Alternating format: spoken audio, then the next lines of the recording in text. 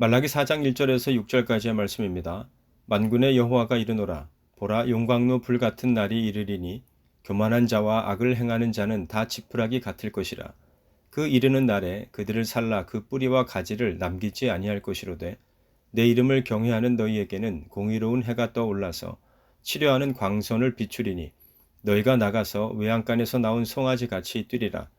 또 너희가 악인을 밟을 것이니 그들이 내가 정한 날에 너희 발바닥 밑에 재와 같으리라. 만군의 여호와의 말이니라. 너희는 내가 호렙에서 온 이스라엘을 위하여 내 종 모세에게 명령한 법 곧 율례와 법도를 기억하라.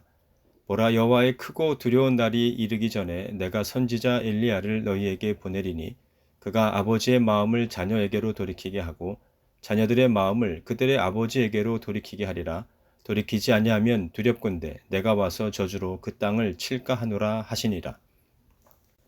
사도행전 1장에 기록된 말씀을 보면 십자가에 달려 죽으셨으나 부활하시고 40일 동안 여러 차례 나타나셔서 제자들에게 하나님 나라에 관한 일들을 말씀해 주신 예수님께서 이제 하늘로 승천하실 때의 일에 대해서 말씀하고 있는데요. 이때의 제자들은 주님께서 이스라엘에게 나라를 되찾아 주실 때가 바로 지금입니까?를 질문했습니다. 물론 이때의 제자들이 예수님께 이러한 질문을 하게 된 것은 그들이 예수님과 함께 지난 시간 동안 이스라엘의 민족적인 독립과 회복을 통하여 실현되어질 하나님 나라를 보고자 하는 소망을 가지고 있었기 때문이었고, 아울러 나라가 회복되면 자신들이 권력의 자리에 앉게 될 것이라는 환상에 빠져 있었기 때문이었습니다.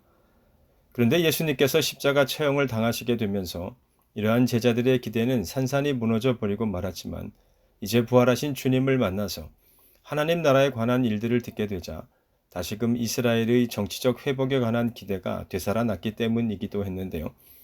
이러한 제자들의 질문에 예수님께서는 다음과 같이 말씀하셨습니다.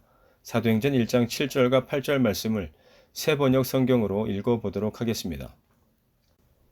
예수께서 그들에게 말씀하셨다. 때나 시기는 아버지께서 아버지의 권한으로 정하신 것이니 너희가 알 바가 아니다.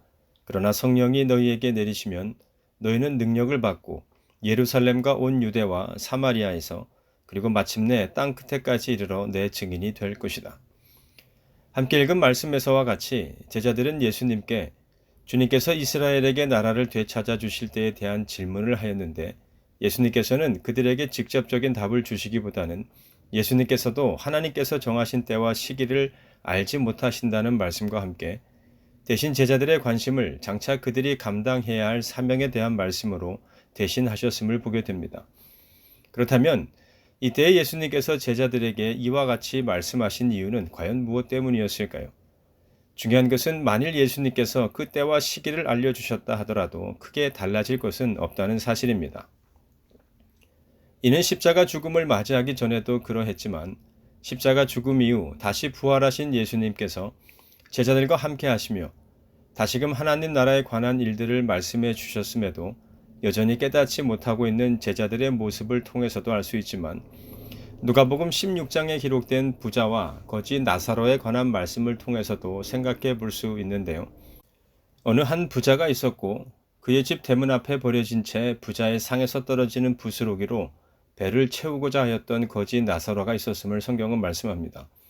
그러던 어느 날 부자와 거지 모두 죽게 되었는데요. 거지는 죽어서 아브라함의 품에 안겼지만 부자는 죽어서 지옥에 처하게 되었음을 성경은 말씀합니다.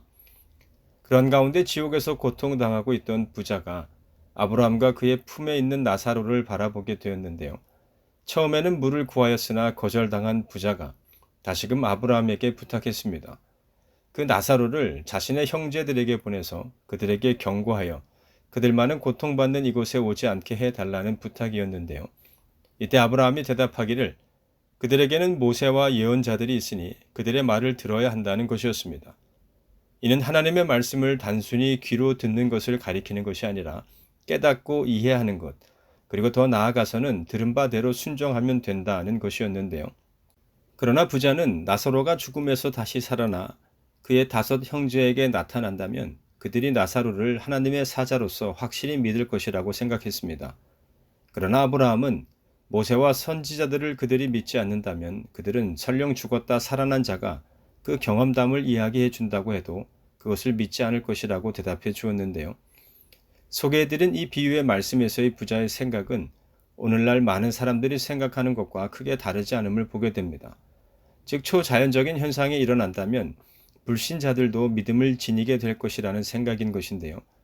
그러나 예수님께서 말씀하시고자 하는 것은 기적 자체에만 연연하는 자는 그 기적이 드러내고자 하는 참된 진리에는 오히려 무관심하다는 것이죠. 더욱이 그들이 보고자 하는 초자연적인 현상이 계속적으로 나타나지 않으면 그들은 곧 자신의 세속적인 삶으로 되돌아가 버릴 것을 말씀하여 주신 것입니다. 따라서 예수님께서는 이 비유의 말씀을 통해 하나님의 말씀에 대한 믿음과 그러한 믿음을 따르는 실천적인 삶을 살아가는 것이 중요하다는 사실을 말씀해 주시고 계신 것인데요. 이러한 관점에서 앞서 말씀드린 것처럼 예수님께서 때와 시기를 제자들에게 알려주셨다 하더라도 크게 달라질 것은 없다는 말의 의미는 다만 그 때와 시기를 아는 것이 중요한 것이 아니라 비록 그 때와 시기는 모를지라도 하나님의 말씀을 믿고 그 믿음을 따라 순종하는 자의 삶을 살아가는 것이 중요하다는 것입니다. 즉, 하나님께서 정하신 이 세상의 마지막 때가 있으며 그때는 반드시 다가올 것이라는 믿음과 함께 그 정하신 때가 이르기까지 하나님께서 우리 각 사람에게 원하시는 하나님의 백성으로서의 삶을 온전히 살아가는 것이 무엇보다 중요하다는 의미입니다. 아울러 이와 같이 하나님께서 지금에 이르기까지 행하신 심판들과 세상의 마지막 때에 있을 심판을 말씀하신다는 것이 무엇을 의미하는지를 깨달아 아는 것이 중요한데요. 이는 지금까지 이어져 온 심판을 통해서 하나님께서 계속해서 사람들에게 말씀해 오셨던 것이기도 합니다. 즉, 하나님이 행하신 심판은 모든 사람을 벌하실 목적으로서만이 아닌 모든 사람들이 구원을 받으며 진리를 아는 데 이르게 되는 것 또한 목적으로 삼으셨다는 것인데요. 사실 하나님께서 노아의 때에 이르러 홍수 심판을 행하신 때를 보더라도 악을 미워하시는 하나님께서 만일 죄악이 만연한 이 세상을 벌하실 목적으로 홍수 심판을 행하신 것이라면 굳이 노아에게 하나님께서 앞으로 행하실 심판에 대해 100여 년 전부터 말씀하여 주실 이유가 없었을 것입니다. 더군다나 노아에게 방주를 만들게 하실 필요도 없이 단지 하나님께서 정하신 때에 그에 합당한 징벌을 내리시면 그만이었을 텐데 주의 깊게 보아야 할 것은 하나님께서 오늘에 이르기까지 단 한 번도 그렇게 하시지 않으셨다는 사실입니다. 이는 홍수 심판 때에만 해당되는 것은 아닙니다. 하나님께서는 범죄한 아담과 하와를 심판하시고자 하셨을 때에도, 소돔과 고모라를 멸망시키실 때에도, 니느웨 성에 대한 심판을 선포하셨을 때에도, 그리고 남유다와 북이스라엘에 선지자들을 보내셔서 하나님의 심판 계획을 말씀하여 주셨을 때에도 하나님께서는 그 백성을 징벌하실 목적으로만 심판을 말씀하시지 않았습니다. 오히려 그들 모두에게 하나님께서 행하실 징벌을 피할 수 있는 기회를 베풀어 주셨음을 보게 되는데요. 그럼에도 아담과 하와가 에덴 동산에서 쫓겨나고 소돔과 고모라가 멸망당하며 남유다와 북이스라엘이 망하게 된 것은 그들이 하나님을 믿지 않았으며 회개하지 못하였기 때문입니다. 다시 말해서 하나님께서는 당신이 말씀하신 것은 반드시 이루셨으며 또한 이루어 가시는 분이심을 믿는 믿음 안에서의 삶을 계속해서 살았어야 했는데 모두가 그렇지는 못하였다는 것이죠. 결국 하나님의 말씀이나 또는 하나님의 뜻이 선포되었을 때 어떠한 믿음과 함께 어떠한 삶을 살아가느냐가 중요하다는 것인데요. 구약성경 민수기 21장에 기록된 놋뱀 이야기를 통해 성경이 말하고자 하는 것도 이와 마찬가지 아니겠습니까? 하나님께 징벌을 받아 불뱀에 물린 백성들이 죽어갈 때 그들이 살 수 있는 유일한 길은 모세를 통해 선포된 하나님의 말씀을 믿고 그 말씀을 따라 행하는 것이었습니다. 다시 말해서 장대 위에 매단 놋뱀을 쳐다보면 살 수 있다는 모세를 통해 선포된 하나님의 말씀을 믿고서 그 말씀을 따라 장대에 높이 매달린 놋뱀을 바라보았던 자들만이 살아남을 수 있었다는 것인데요. 즉, 이 세상을 향한 하나님의 심판이 선포되었다 하더라도 우리가 하나님의 말씀을 믿고 그 믿음을 따라 살아간다면 우리는 하나님의 심판 때의 징벌이 아닌 영원한 복락을 누리게 된다는 것이 곧 심판을 선포하시는 하나님의 말씀 가운데 담겨진 진정한 의미라는 뜻인데요. 이는 오늘 우리가 함께 읽은 말라기의 말씀에서도 강조되고 있는 말씀이기도 합니다.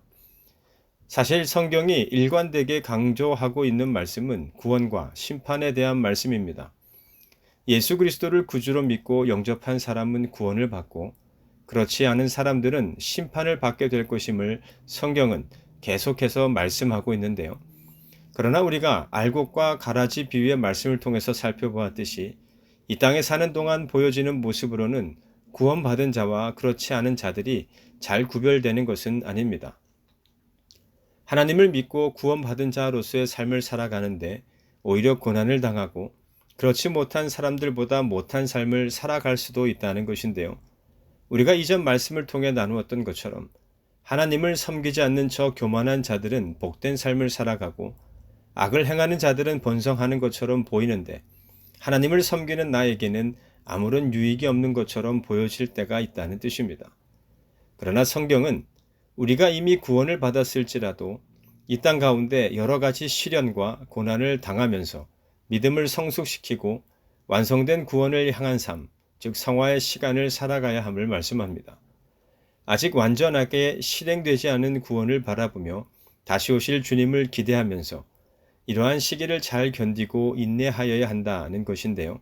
추수 때가 되어서야 비로소 밭에서 가라지를 제거하게 되듯이 구원과 심판의 최종 완성 시기는 예수 그리스도의 재림 때 이루어지는 것임을 성경은 말씀하고 있습니다. 우리가 바라는 대로의 삶의 모습은 아닐지라도 또한 그 가운데서 우리가 원하는 모습으로만 살아갈 수 있는 것도 아니지만 변하지 않는 사실은 이 세상의 마지막 날, 곧 하나님께서 말씀하신 최후의 심판은 반드시 올 것이고 그때 하나님께서는 예수 그리스도를 통해 완전한 구원과 심판을 완성하실 것이라는 사실인데요. 오늘 함께 읽은 말라기의 말씀이 바로 이 마지막 때, 곧 예수 그리스도의 재림 때에 이루어질 완전한 구원과 최후 심판에 대해 말씀하고 있습니다. 1절로부터 3절 말씀을 새 번역 성경으로 다시 한번 읽어보도록 하겠습니다. 나 만군의 주가 말한다. 용광로의 불길같이 모든 것을 살라버릴 날이 온다. 모든 교만한 자와 악한 일을 하는 자가 지푸라기 같이 타버릴 것이다. 그날이 오면 그들을 살라서 그 뿌리와 가지를 남김없이 태울 것이다. 그러나 내 이름을 경외하는 너희에게는 의로운 해가 떠올라서 치료하는 광선을 발할 것이니 너희는 외양간에서 풀려난 송아지처럼 뛰어다닐 것이다. 내가 이 일을 이루는 그 날에 악한 자들은 너희 발바닥 밑에서 재와 같이 될 것이니 너희가 그들을 짓밟을 것이다. 나 만군의 주가 말한다. 함께 읽은 말씀은 하나님께서 정하신 이 세상의 마지막 때에 하나님의 심판이 어떻게 이루어질 것인가에 대해 말씀하고 있는데요.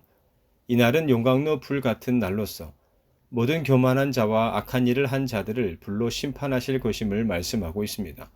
그러나 2절 말씀을 보면 어떠한가요? 비록 최후의 심판이 있기 전까지는 누가 더 복된 삶을 살아가고 있는 것인지 잘 구분할 수 없었지만 그러나 최후의 심판 때에 예수 그리스도를 영접함으로 구원을 받고 그에 합당한 삶을 살아온 자들의 모습은 그렇지 못한 자들과 확연히 구분되어짐을 성경은 말씀하고 있습니다. 하나님의 공의로운 태양이 악인들에게는 심판의 불이 될 것이지만 의인들에게는 치유의 빛이 될 것이라는 말씀인데요. 이어지는 말씀을 보면 이 빛을 받은 자들이 송아지와 같이 뛰어다닐 것을 말씀합니다. 외양간에 속박되어 있는 송아지가 아닌 들판을 마음껏 달릴 수 있는 송아지와 같은 삶을 살게 될 것이라는 것인데요. 이는 하나님의 말씀을 따라 살려고 하는 사람들은 필연적으로 세상에서 고통받고 상처를 받을 수밖에 없음을 의미합니다. 왜냐하면 그러한 의인들을 향한 악인들의 핍박이 뒤따를 수밖에 없기 때문인데요. 그러나 하나님께서 정하신 때가 되면 그들 모두에게 죄에서 자유함을 얻게 하시고 세상으로부터 받은 모든 상처를 치유하여 주실 뿐만 아니라 참된 평안을 허락하여 주신다는 뜻입니다. 뿐만 아니라 의인들을 압제와 박해 속에서 멸시하고 천대하던 악인들은 의인들과는 비교할 수 없을 만큼 비천한 취급을 받게 될 것임을 3절은 말씀합니다. 따라서 이 말씀은 우리가 어떠한 삶을 살아갈 것인지를 선택해야 함을 말씀합니다. 하나님 앞에 끝까지 불순종할 것인지 아니면 하나님 앞에 회개하고 하나님을 경외함으로 주님이 주시는 빛을 받아들일 것인지에 대한 선택인데요. 이는 회개함이 없이는 용서가 없고 하나님께서 용서하시지 않는 자는 결코 구원을 얻을 수 없다는 의미이기도 합니다. 사실 오늘 우리가 다른 무엇보다도 관심을 갖게 되는 말씀은 사랑의 하나님에 대한 말씀이 아닐까라는 생각을 해보게 되는데요. 그렇다 보니 공의의 하나님과 정의의 하나님, 그리고 죄를 미워하시며 반드시 심판하시는 하나님을 간과하게 되는 경우가 많은 것이 사실입니다. 그렇다 보니 하나님은 무조건적으로 다 용서하시는 분으로 오해하는 경우가 있는데요. 그러나 하나님께서는 죄의 값을 반드시 치르도록 하시는 분이심을 잊지 말아야 할 것입니다.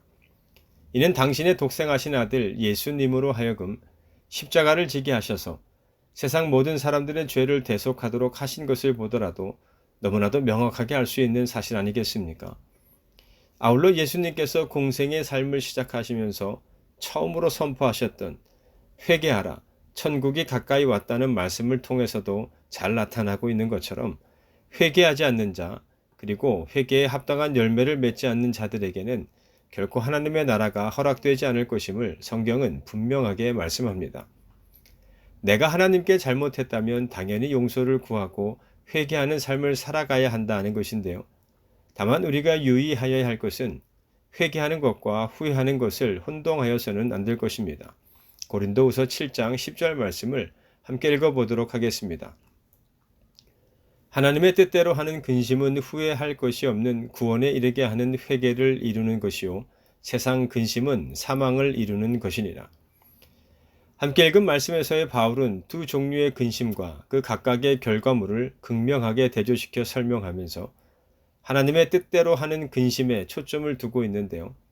여기서 하나님의 뜻대로 하는 근심이란 자기의 행위가 하나님의 판단에 합당한 것인가를 생각하여 자기의 잘못을 진정으로 뉘우치고 돌이키는 데까지 나아가도록 이끄는 근심입니다.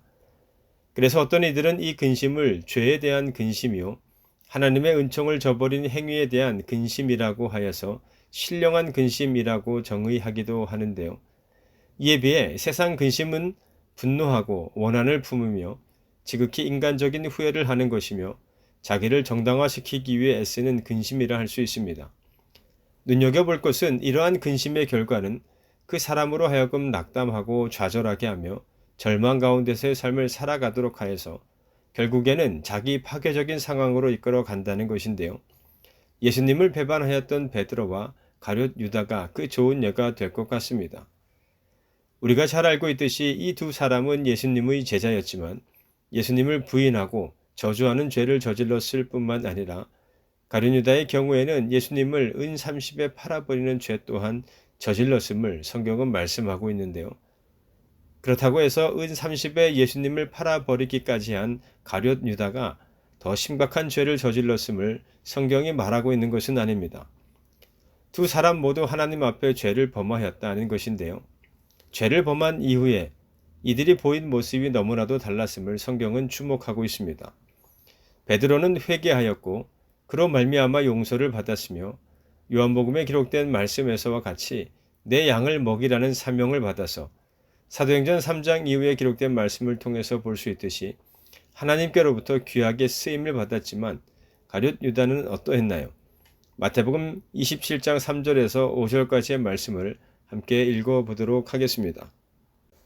그때 예수를 판 유다가 그의 정죄됨을 보고 스스로 뉘우쳐 그 은 30을 대제사장들과 장로들에게 도로 갖다 주며 이르되 내가 무죄한 피를 팔고 죄를 범하였도다 하니 그들이 이르되 그것이 우리에게 무슨 상관이냐 네가 당하라 하거늘 유다가 은을 성소에 던져놓고 물러가서 스스로 목매어 죽은지라. 함께 읽은 말씀에서와 같이 가룟 유다는 하나님 앞에 회개한 것이 아니라 자신이 행한 일에 대해 다만 후회하였음을 보게 됩니다. 그러나 마음속으로만 후회하는 것은 죄의 문제를 해결함에 있어 아무런 도움이 되지 못합니다. 오히려 스스로를 향한 죄책감만을 더욱 느끼게 되고 그로 인한 괴로움만이 더해질 수밖에 없는데요. 이러한 상황에서의 가룟 유다는 5절에 기록된 것처럼 자살이라고 하는 최악의 선택을 하게 되었음을 성경은 말씀합니다. 따라서 우리가 하나님 앞에서 죄를 짓게 되었을 때 적당한 핑계거리를 찾거나 자신을 합리화시키고 변명하는 것이 아닌 잘못을 솔직히 인정하고 주님 앞에 서는 것이 중요합니다. 다윗 왕이 우리아의 아내 밧세바로 말미암아 범죄하였을 때 하나님께서는 나단 선지자를 통해 그의 죄를 책망하셨는데 그때 다윗 왕이 어떻게 하였던가요? 그는 어떠한 변명도 자기 합리화도 하지 않은 채 다만 하나님 앞에서 자신이 죄를 범하였음을 깨닫고 그 즉시로 회개하였는데, 이때 성경은 하나님께서 다윗의 죄를 사하여 주셨음을 말씀하면서 그 죄로 인해 다윗이 죽임을 당하지 않을 것임을 말씀하고 있습니다. 이처럼 하나님께서는 죄로 미워하시기에 반드시 심판하실지라도 회개하는 죄인에게 대해서만은 용서의 은혜를 베푸시는 분이심을 성경은 말씀하고 있는데요. 이는 말라기 4장 5절과 6절 말씀을 통해서도 계속해서 강조되고 있는 말씀이기도 합니다. 기록된 말씀에서와 같이 여호와의 크고 두려운 날이 이르기 전에 하나님께서 선지자 엘리야를 이 세상에 보내시는 이유는 결코 다른 것에 있지 않습니다. 6절에서 말씀하고 있는 것처럼 선지자의 사명은 아버지의 마음을 자녀에게로 돌이키고 자녀의 마음을 아버지에게로 돌이키는 것임을 성경은 말씀합니다. 그럼에도 돌이키지 아니하면 하나님께서는 이 땅에 저주를 내리실 것을 말씀하고 있는데요. 성경을 보면 어떠한가요? 하나님께서는 이스라엘의 죄악이 편만할 때마다 그들을 약속의 땅에 거하지 못하도록 하셨습니다. 아담과 하와가 그러했고 동생 아벨을 죽인 가인은 땅 위에서 쉬지도 못하고 떠돌아다니는 삶을 살아야 했습니다. 노아의 홍수 때에는 어떠했습니까? 하나님을 신뢰함으로 그의 말씀을 따라 홍수 심판의 때를 준비하였던 노아와 그의 가족들을 제외한 모든 사람이 그 땅에서의 삶을 마쳐야 했습니다. 그리고 계속되는 하나님의 경고의 메시지를 들으면서도 끝내 회개하지 못하였던 이스라엘은 결국 약속의 땅을 떠나야 했으며 바벨론 포로로 끌려가게 되었음을 성경은 말씀합니다.